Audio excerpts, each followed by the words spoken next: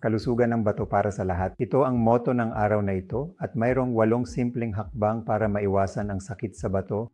Una, kontrolin ang asukal. Kung ikaw ay may diabetes, kailangan mong kontrolin ang asukal.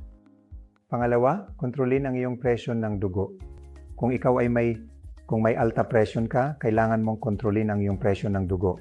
Pangatlo, kontrolin ang pagkain. Kung may mga risk factor ka para sa sakit sa bato tulad ng diabetes at alta presyon, kailangan mong mag-diet control. Pang-apat, iwasan ang paninigarilyo. Kung ikaw ay naninigarilyo, kailangan mong itigil ang paninigarilyo upang maiwasan ang sakit sa bato. Pang-lima, magkaroon ng malusog na pamumuhay. Napakahalaga nito. Kailangan ay magkaroon ng malusog na pamumuhay at mahalaga ang tamang pagkain at ehersisyo para dito.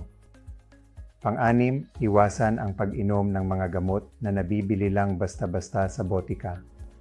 Halimbawa, huwag uminom ng mga painkiller na maaaring makasira sa iyong bato.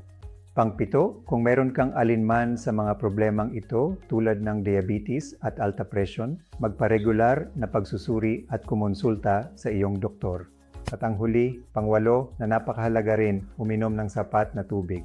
Kaya ang 2.5 hanggang 3 litro ng tubig ay mahalaga para mapanatiling malusog ang iyong mga bato. Salamat po.